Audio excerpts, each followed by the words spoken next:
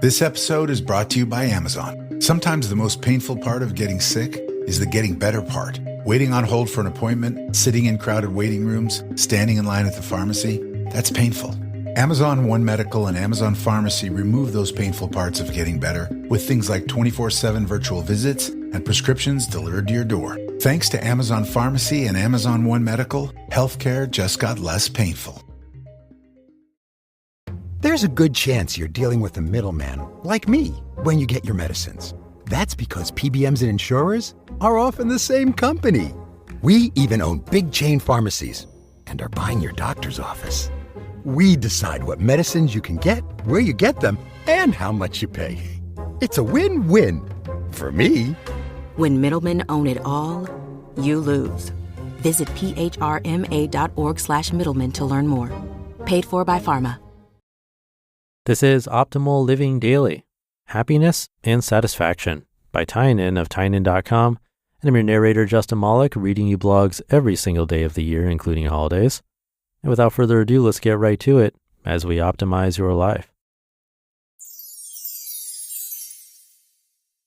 Happiness and Satisfaction by Tynan of Tynan.com. 7 years ago, I wrote a post called How to Be Happy Always. It's pretty poorly written, but starts off with an important concept. We live in a society where happiness is the number one priority. Life, liberty, and the pursuit of happiness. No one really questions that, but maybe we should. Is happiness really the best goal we can come up with? In the time that's elapsed between when I wrote that post and now, I've thought a lot about happiness, and I still think that maximizing it is a bad idea. But before I get into that, let's talk a little bit about what happiness is. Happiness is a good state of mind. It allows you to be optimistic, to see the good in people, and to be productive. On the other end of the spectrum, when you're very unhappy, you have a lot of barriers between things like productivity and socialization.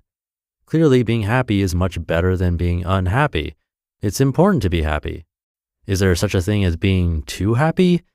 I don't think so. I've never seen someone make a mistake because he was just too happy. So what's my problem with maximizing happiness then? Well, it's the method mostly. The problem with the maximization of happiness is that it comes at a cost. If you're maximizing for happiness, you're taking focus away from other goals. I see happiness much like I see eating. If you don't have enough food, you are not going to get the most out of life, and you're not going to give the most to the world that you could either. You'll be in survival mode. If you don't have enough happiness, the same is true. But on the other hand, after a certain point of getting optimal nutrition, additional food you eat doesn't really do much good. People who dedicate their lives to enjoying food have always been a bit of a mystery to me. Is it really so important that fancy food passes through your digestive tract before you die? Sebastian Marshall has a really good quote on this same concept applied to happiness. Quote, "And so what? You've got more happiness chemicals in your brain, so you bliss out? How could anyone in their right mind think this is the meaning of life?" End quote. Happiness, like food, is an important part of life, but not the purpose of life. Just as you want to avoid being starving, you also want to avoid being unhappy. So what's the purpose of life? This isn't a universal one, but I found that a good one is to try to make the world a better place for humans. I like this purpose because it extends past my lifetime, and because if that was everyone's purpose in life, the world would advance faster. On the other hand, your personal happiness dies with you, and I'm not sure that everyone optimizing for personal happiness would really be a good thing for the world. The interesting thing about happiness is that it can be 100% self-generated. We all agree, or at least parrot back, the axiom that money doesn't buy happiness. I'll extend that further and say that experiences don't buy happiness. This makes logical sense if you think about it. When I went through the ghettos of Haiti, the poorest country in this hemisphere, I met a lot of genuinely happy people. They don't have running water, don't have electricity most of the time, and many never leave their city, let alone their country. They're happy. On the other hand, we all know rich people who travel the world and enjoy the finest things in life, yet are still miserable. What buys happiness? Gratitude. When something good happens to you, you're grateful for it. When something bad happens to you, you're grateful for the challenge and you're able to see the silver lining. When nothing happens to you, you're grateful to be alive. Cultivating this attitude takes a few months of practice. Just think of a good aspect to anything bad that happens to you. When you go through it, you will never be unhappy again. I'm not saying this will definitely work for everyone, but I am saying that I've recommended it to a lot of people, and everyone who actually follows through becomes happy all the time. Are there other ways to become happy? Sure, do drugs. Happiness is just a combination of chemicals in your brain, and drugs can certainly get them there. But that sort of happiness is fleeting, where you can have a really fun experience, but that happiness leaves too. You can derive happiness from the people around you, but even that is a fickle happiness. The only happiness that is permanent and immobile is happiness that you generate yourself. When you install within yourself this permanent happiness, you have no desire for stimulation to make you happy. You know that you'll be happy no matter what. You stop chasing superficial things, but you still enjoy them when they cross your path. This happiness enables you to be truly independent, widening your range of possible activities to include things that don't involve stimulation. So if you're always happy, why do anything? Well, if you want to make an impact on the world, you need to understand it at a visceral level. That means experiencing great things and experiencing difficult things. Breadth of experience is an incredibly valuable asset. Don't travel because you think it'll make you happy.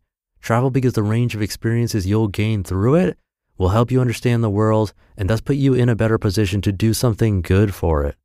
Have people in your life not to make you happy, but to collaborate and learn together, to see different perspectives, and to experience the range of human emotions. Choose your pursuits with the aim to either gain perspective on the world or to positively impact it.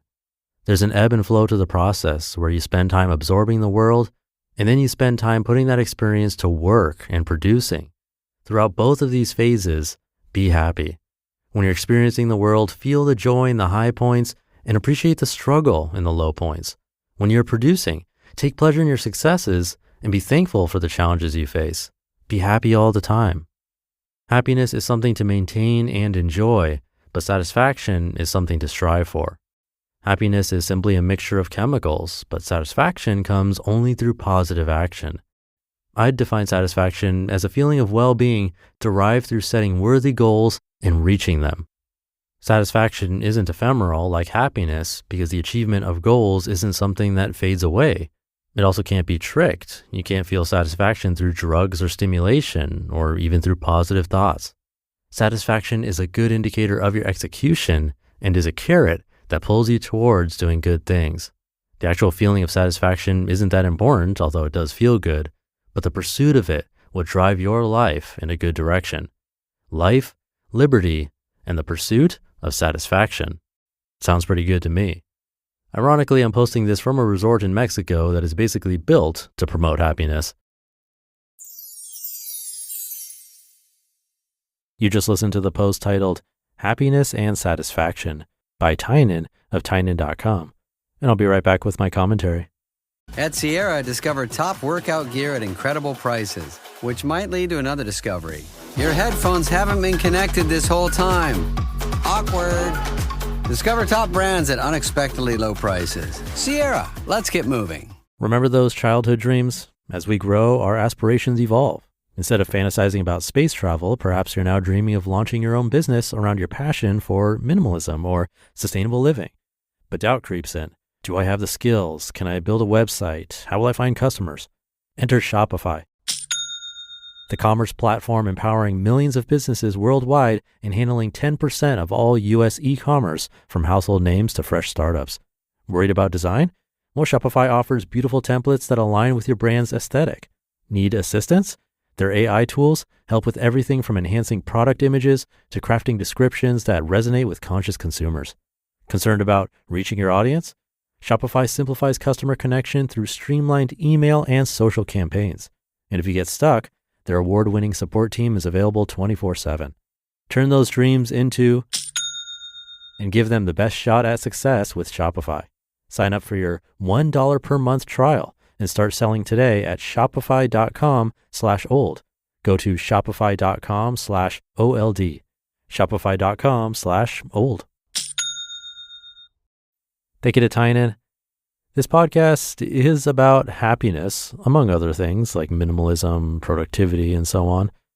But I think we should be careful about getting caught in the trap of pursuing happiness being our main goal in life. We might have always thought that happiness is the ultimate objective. That's definitely what I used to think. But he makes a good argument for why that might be too narrow of a focus. The food comparison was a good one, I think. Too much of anything can backfire. That's probably one of the biggest lessons from thousands of episodes of this podcast. Even seemingly amazing things, too much of it, and our utility or our value starts to go negative. Let me know what you think. I always enjoy hearing your perspective on these bigger life questions. You can get in touch at oldpodcast.com. But I'll leave it there for today. Thank you for being here. Have a great rest of your day, and I'll catch you tomorrow, where your optimal life awaits.